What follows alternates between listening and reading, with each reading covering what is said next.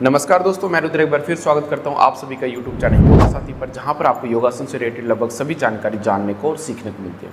देखिए दोस्तों, आज हम इस वीडियो के थ्रू वमन आसन के ऊपर जानने और सीखने वाले हैं कि जब हम इस आसन को करते हैं तो कौन कौन सी प्रॉब्लम फेस करते हैं और इस आसन के लिए कौन कौन सी मसल्स इन्वॉल्व होती हैं। साथ में इन मसल्स की फ्लेक्सिबिलिटी और इन प्रॉब्लम के सोल्यूशन के लिए कौन कौन सी प्रैक्टिसेस करना चाहिए। इस आसन को अचीव करने के लिए कौन कौन से पॉसिबल टेक्निक्स हो सकते हैं। जैसा कि ये हमारे NYSF का D ग्रुप का आसन है, तो इसके लिए कौन कौन से रूल्स एंड रेगुलेशन है, कौन कौन सी अलाइनमेंट है जिसको हमें ध्यान में रखते हुए इस आसन को परफॉर्म करना चाहिए। साथ में मैं आप लोगों को कुछ टिप्स शेयर करूंगा जिसकी हेल्प से आप अपनी फ्लेक्सिबिलिटी को एक एडवांस लेवल तक इंक्रीज कर सकते हैं। दोस्तों, सबसे पहले बात करते हैं प्रॉब्लम्स के ऊपर। दोस्तों, जब भी एक एथलीट इस आसन को परफॉर्म करता है तो बहुत सारी प्रॉब्लम फेस करता है।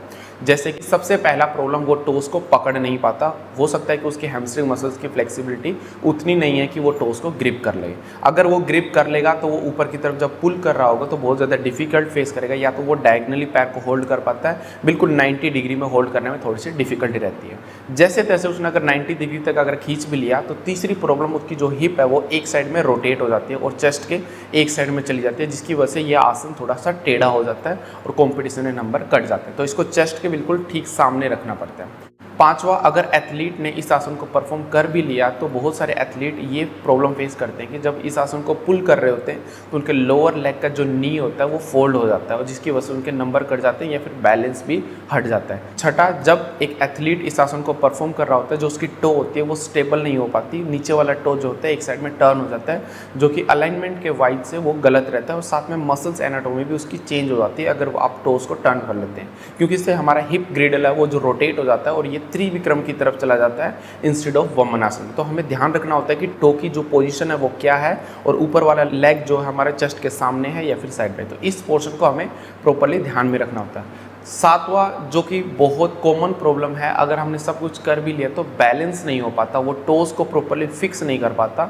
तो ये सारी प्रॉब्लम फेस करता है। क्योंकि इनमें कुछ ग्रुप ऑफ मसल्स यूज होते हैं जिनकी फ्लेक्सिबिलिटी वो प्रॉपर्ली नहीं कर पाता। जैसे कि लेग्स को ऊपर खींचने के लिए आपके ग्ल्यूट्स और हैमस्ट्रिंग मसल्स जितने अच्छे से फ्लेक्सिबल होंगे उतना आप लेग्स को स्ट्रेट कर पाओगे। अब हमें लेग्स को ऊपर करने के बाद टोस को अपनी तरफ खींचना होता है, जिसकी वजह से काफ वाले जो मसल्स होते हैं वो अच्छे से स्ट्रेच होने जरूरी हैं। उनकी फ्लेक्सिबिलिटी ट्रेनिंग करना भी बहुत ज़रूरी है, तो उन मसल की स्ट्रेचिंग करना भी बहुत ज़रूरी है। अब साथ में अब जो लेग्स है हमें ऊपर की तरफ पुल करके होल्ड करना होता है। तो दोस्तों, क्या होता है कि हमें अपनी कमर को जितना हो सके ऊपर की तरफ पुल करना होता है ताकि हमारी बैक जो होता है वो कंप्लीटली स्ट्रेट हो जाए। तो इसमें हमारे जो स्पाइनल इरेक्टर मसल्स हैं, लेटिसिमस डोर्सी मसल्स हैं, या फिर हमारे जो ओब्लिक के मसल्स हैं, abdominis rectus muscle, internal and external oblique muscle, इन सभी मसल्स पे अगर प्रॉपर्ली स्ट्रेंथनिंग प्लस में फ्लेक्सिबिलिटी नहीं है तब भी इस आसन को आप प्रॉपर्ली होल्ड नहीं कर पाओगे, आप बैलेंसिंग डिसबैलेंस हो जाओगे। ऐसा क्यों दोस्तों?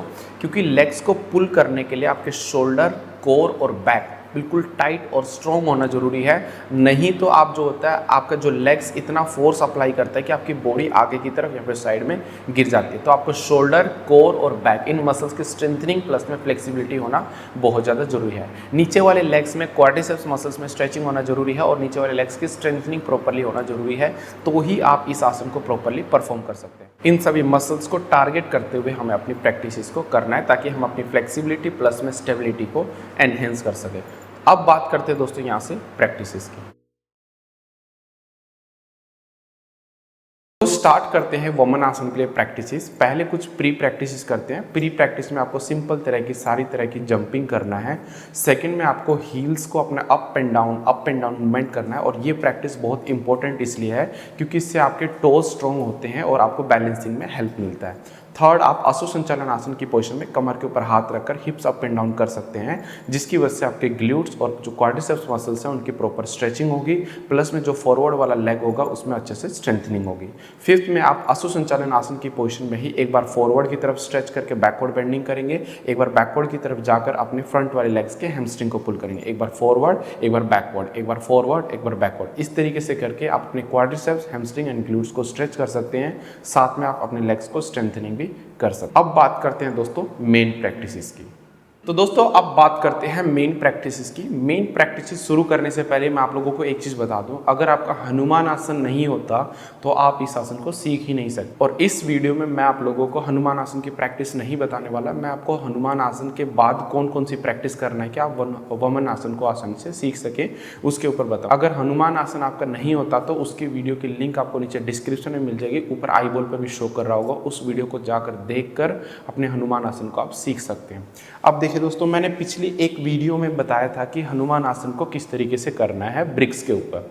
अब हमने जैसे कि हनुमान आसन करेंगे, हम फ्रंट वाले लेग्स को इस तरीके से ब्रिक्स के ऊपर रखेंगे और बैकवर्ड लेग को पीछे स्ट्रेट करेंगे। ठीक है, अपने हाथों को इस तरीके से रख के, जो प्रैक्टिशनर अपने हिप्स को और क्वाड्रिस मसल्स को नीचे नहीं रख पाता वो अपने टोस को अंदर की तरफ इस तरीके से करके पूरे लेग्स को स्ट्रेट करके हिप्स up and down movement start कर रहे हैं। यहाँ पे इस तरीके से up and down up and down up and down. दोस्तों यहाँ पर आपको 2-3 पॉइंट याद रखना है। पहला, आपका बैकवर्ड लेग जितना हो सके स्ट्रेट करना है। जितना स्ट्रेट करोगे उतना ही आपके ग्लूट्स और जो क्वाड्रिसेप्स मसल्स हैं वो स्ट्रेच होंगे। मैंने आपको प्रॉब्लम्स में बताया था कि क्वाड्रिसेप्स मसल्स अगर फ्लेक्सिबल नहीं है तो वमन आसन नहीं होता, नीचे वाला पैर हमारा सा हमेशा फोल्डेड रहता है। इससे क्योंकि यहाँ पे हमारे ग्लूट्स भी ओपन होते हैं, क्वाड्रिसेप्स भी होते हैं, और फ्रंट लेग को ब्रिक्स के ऊपर हमने इसलिए रखा ताकि हम अपने हैमस्ट्रिंग वाले मसल्स को भी प्रॉपरली स्ट्रेच कर सके, ये यहाँ के मसल्स को। ठीक है, बैक ऊपर रखोगे तो ग्लूट्स ओपन होगा, बैक अगर फॉरवर्ड में ऐसे फोल्ड रहेगा तो ग्लूट्स पे इंपैक्ट नहीं जाएगा। तीसरा, जब आप इस पोर्शन पे कर रहे होते हैं तो चेस्ट आपको जो फ्रंट वाला लेग्स है उसकी तरफ हल्का सा रोटेट कर सकते हो ताकि ग्लूट्स आपके और भी प्रॉपरली एक्टिव हो जाए। ठीक है, ये हमारी फर्स्ट प्रैक्टिस थी।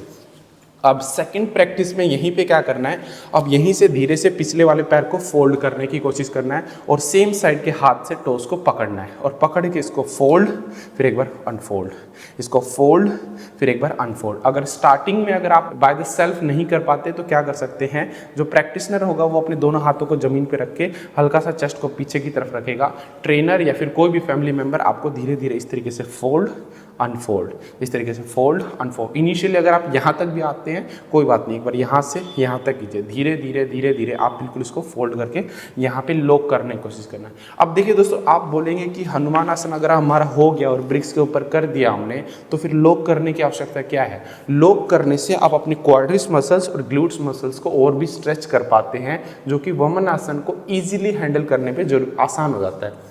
देखो दोस्तों, ऐसा होता है वमन आसन, जैसे हनुमान आसन है ना, हनुमान आसन में विद द ग्रेविटी होने के कारण हम आराम से नीचे बैठ जाते हैं, लेकिन वमन आसन में हमें अगेंस्ट द ग्रेविटी अपने लेग्स को पुल करना होता है।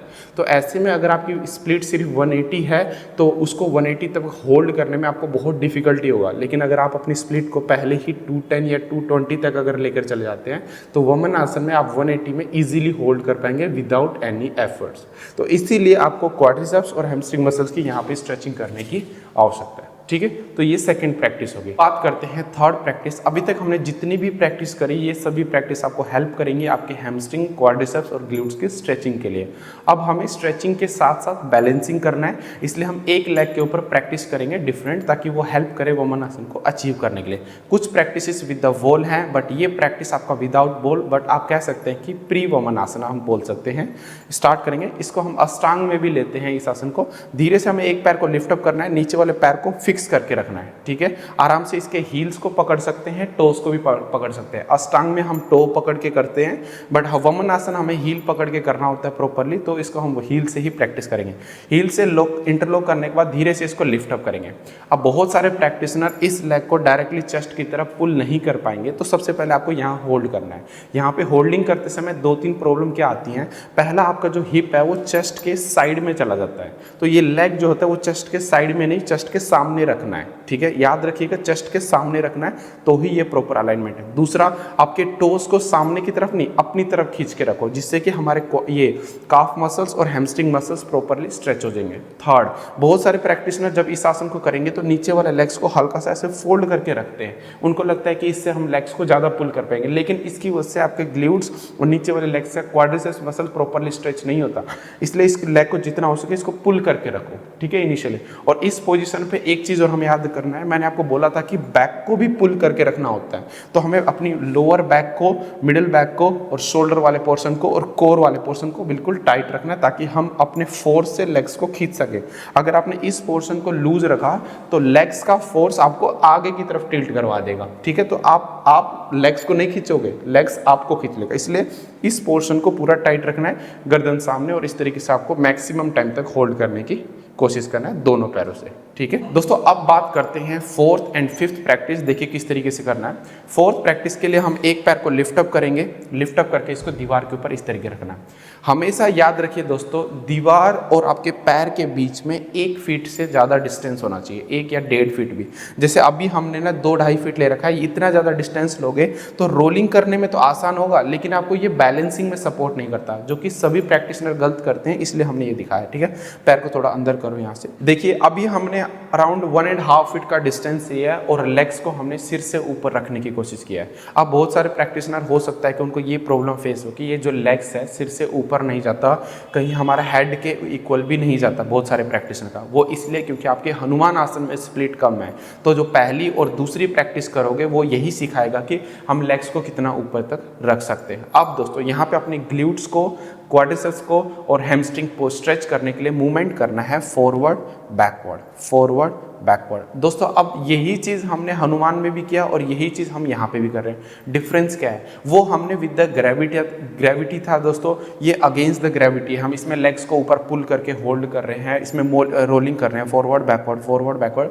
तो हम ऑटोमेटिकली लेग्स को ऊपर खींचना सीख रहे हैं, अपनी बॉडी को ऊपर खींच के रख रहे हैं। इसलिए ये प्रैक्टिस उस प्रैक्टिस के थोड़ा सा डिफरेंट है। यहाँ पे अपने हाथों को आप थोड़ा सा इस तरीके से सामने रख सकते हैं ऊपर की तरफ, and forward backward, forward backward, forward backward, forward backward. इस तरीके से आपको 20 से 25 बार करने के बाद अपने दोनों हाथों से पैर को पकड़ना है और अपने अपर बॉडी को ऊपर की तरफ खींचना है। यानी जो ये लोअर बैक, मिडिल बैक और अपर बैक है, जितना हो सके ऊपर की तरफ खींचो, जिससे कि आपका हेड जो है वो टोस की तरफ टच होने लगे। अगर टच नहीं भी हो रहा तब भी आपको खींच के रखना है, ठीक है। और हिप्स को थोड़ा सा पुश करके रखना है, लेग्स बिल्कुल स्ट्रेट रखना है। इससे आपके फ्रंट वाले लेग्स के हैमस्ट्रिंग मसल बहुत ही डीप लेवल तक स्ट्रेच होंगे, जिससे कि आपके बहुत सारे आसन ईजी हो जाएंगे। देखिए कुछ इस तरीके से, ठीक है। यहाँ पे इस तरीके से होल्ड करना है, धीरे से वापस। दोस्तों अब स्टार्ट करते हैं सिक्स्थ प्रैक्टिस। सिक्स्थ प्रैक्टिस भी हमारे वॉल सपोर्ट से है। अभी जैसे हमने पिछला आसन क्या किया, हमने वॉल की तरफ फेस करके किया। अब नेक्स्ट जो हम प्रैक्टिस करेंगे इसमें अपने वॉल की तरफ बैक करेंगे और बिल्कुल बैक के थोड़ा सा नज़दीक जाने की कोशिश करेंगे, ताकि आप जब लेग्स को लिफ्ट अप करो तो आप बैक का सपोर्ट ले सको, ठीक है। अब देखिए कैसे करना है, थोड़ा सा नज़दीक जाओ। अब एक लेग जिससे आपको वमन आसन करना है उससे धीरे से लेग्स को लिफ्ट अप करेंगे, अपने हील्स को पकड़ेंगे, धीरे से अपनी बॉडी को लिफ्ट अप करेंगे। दोस्तों यहाँ पे क्या ये प्रैक्टिस करने का मीनिंग क्या है दोस्तों, क्योंकि बहुत सारे प्रैक्टिशनर डायरेक्टली अगर बैलेंस नहीं कर पाते तो पीछे बैक का सपोर्ट लेकर आप लेग्स को खींच सकते हैं। मतलब आप अभी बैलेंसिंग करने के लिए जोर नहीं लगा रहे, आप लेग्स को पुल करने के लिए जोर लगा रहे। एक बार पुलिंग वाला आपके पास पावर जनरेट हो गया, फिर धीरे धीरे आप बैक का हल्का सा वॉल सपोर्ट छोड़ सकते हैं, इस तरीके से हल्का सा, ठीक है। या फिर आप जितना बैक का सपोर्ट ले रहे हैं वॉल से उसको धीरे धीरे मिनिमाइज कर सकते हैं। और ये देखिए इस तरीके से बिना बैक के सपोर्ट से आप धीरे धीरे यहाँ पे बैलेंस कर सकते हैं और इस आसन को इस तरीके से अटेम्प्ट कर सकते हैं, ठीक है। तो दोस्तों आप बात करते हैं टेक्निक के ऊपर कि इस आसन को किस तरीके से अटेम्प्ट किया जाए। एक सिंपल टेक्निक है जो हर एक एथलीट यूज करता है उसी चीज़ को। सिंपल, हमें खड़े होना है, एक पैर को प्रॉपरली फिक्स करना है, लेग्स आपका स्ट्रेट रहना चाहिए, धीरे से अपर बॉडी को फोल्ड करते हुए अपने एंकल को पकड़ना है, हील्स को पकड़ना है, फिंगर्स इंटरलॉक करते हुए धीरे धीरे अपने लेग्स को एक्सटेंड करना है और इसको ऊपर की तरफ मैक्सिमम पुल करना है। एल्बो क्लोज करते हुए नॉर्मल ब्रीदिंग के साथ होल्ड करना है। बस आप लोगों को दोनों लेग्स प्रॉपरली स्ट्रेट रखने हैं, ठीक है। तो ये एक ईजी टू वे है इस आसन को अचीव करने के लिए। दोस्तों अब बात करते हैं अलाइनमेंट एंड कॉम्पिटिशन्स के रूल्स एंड रेगुलेशन। देखिए दोस्तों, इस आसन में आने के बाद कुछ पॉइंट्स आपको ध्यान में रखने हैं। पहला, आपके जो दोनों लेग हैं वो कंप्लीटली स्ट्रेट रहना चाहिए और ये 180 पे रहना चाहिए, आगे की तरफ बॉडी टिल्टेड नहीं रहना चाहिए। दूसरा, आपका चिन, चेस्ट एंड एब्डोमेन प्रॉपरली ऊपर वाले लेग्स के ऊपर टच रहना चाहिए, चिन आपकी प्रॉपरली टच रहनी चाहिए।